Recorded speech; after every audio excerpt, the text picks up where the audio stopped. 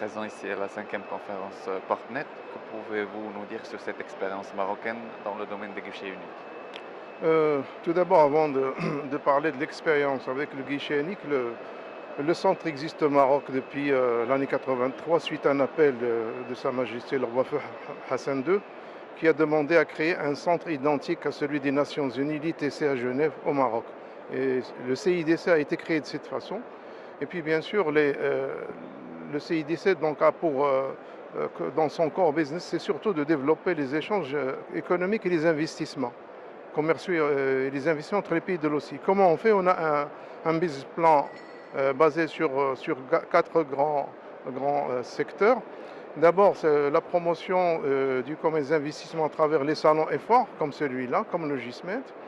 Il y a aussi une deuxième partie, c'est la diffusion d'informations commerciales, ce qu'on appelle l'intelligence commerciale, à développer entre les pays de l'OCI.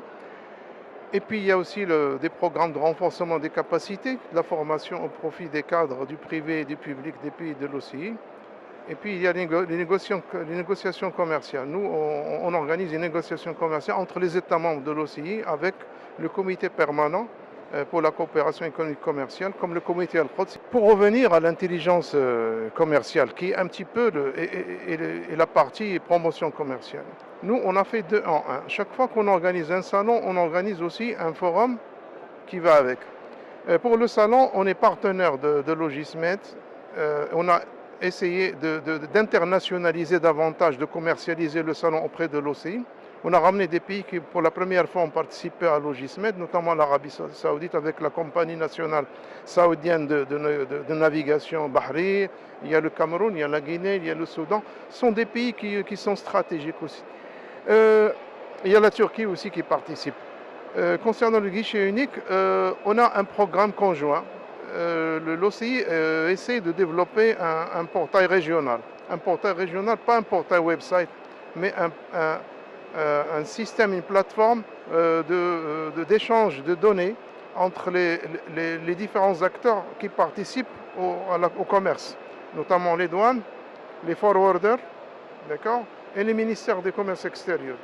Pour l'instant, le projet pilote démarre avec environ 14 pays qui ont déjà ratifié l'accord cadre sur les préférences commerciales et qui ont soumis leur liste de produits qui seront soumis à un démantèlement tarifaire et non tarifaire. Le Portnet nous a aussi accompagnés dans l'élaboration d'un guide pour la mise en place de guichets uniques. Pour implémenter, bien sûr, il y a un chapitre guichet unique dans l'accord de l'OMC sur la facilitation du commerce. Et là, donc, nous et le Portnet, on essaie d'échanger avec les autres expériences marocaines. Donc, on a identifié des centres d'excellence au niveau de l'OCI et le Portnet est le centre d'excellence pour les pays francophones. On a un centre d'excellence pour les pays anglophones et puis, en Malaisie, et puis pour les pays arabophones, on travaille avec les Émirats arabes unis. Justement, par rapport à cette expérience de dématérialisation, de digitalisation des process, quel impact de ces guichets uniques sur le commerce, sur la facilitation du commerce? Je vais vous dire une chose. Il y a une étude qui a été faite par les Nations Unies, par ce qu'on appelle la Commission économique régionale pour l'Asie-Pacifique, qui a fait une étude pour les pays de l'OCI. S'ils appliquent l'accord de l'OMC, quel serait l'impact? L'impact, d'abord, il y avait trois scénarios. Il y avait un scénario minimal, c'est-à-dire juste appliquer ce qui est basique dans l'accord, c'est-à-dire la transparence, publier les textes de loi, etc. Là, l'impact sera minime, sera d'environ une augmentation de entre 5 et 10% selon les pays du commerce international. Le deuxième scénario, c'est l'implémentation de tout le paquet de Bali, comme on dit, l'accord de Bali, parce que l'accord TEF a été adopté à la conférence de l'OMC de Bali, ça va aller à 15%. Mais si on applique le paquet de Bali plus, c'est-à-dire on fait le guichet unique, et il y aura des guichets uniques, vous facilitez aussi votre guichet unique, non pas entre vos opérateurs, mais avec les voisins, avec donc ce qu'on appelle cross-border single window. Si vous faites ça, ça va augmenter votre commerce extérieur de 27%. Et j'ai un chiffre, le Maroc, rien que s'il fait la numérisation, le paperless, là, des procédures, on continue le même processus qui nous a aidé à améliorer notre position de Doing Business. Ben, le Maroc va augmenter son commerce extérieur de 4 milliards de dollars. Ça, c'est une étude qui a été faite par un partenaire du centre.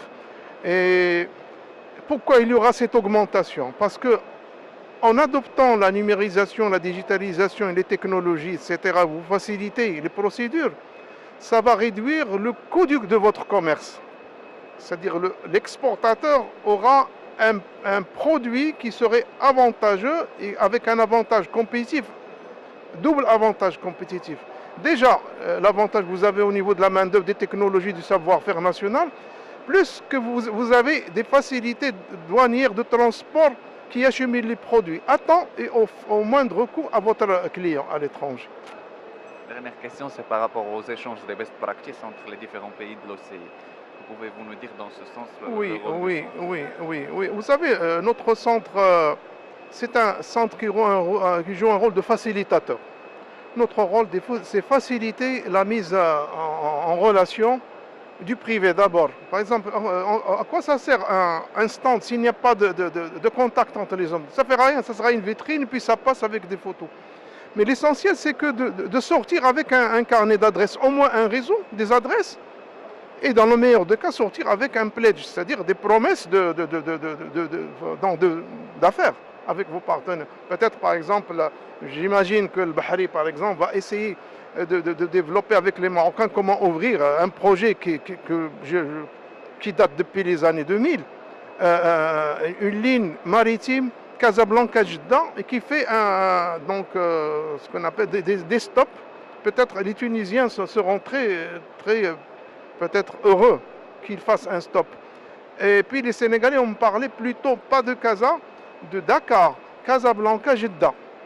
Ça va désenclaver un certain nombre de pays, ça va faciliter. Donc si on sort avec des projets concrets, avec qu'on appelle takeaway, c'est ça le plus important. Et je crois l'esprit du Maroc, c'est ça, de plus en plus la vision royale.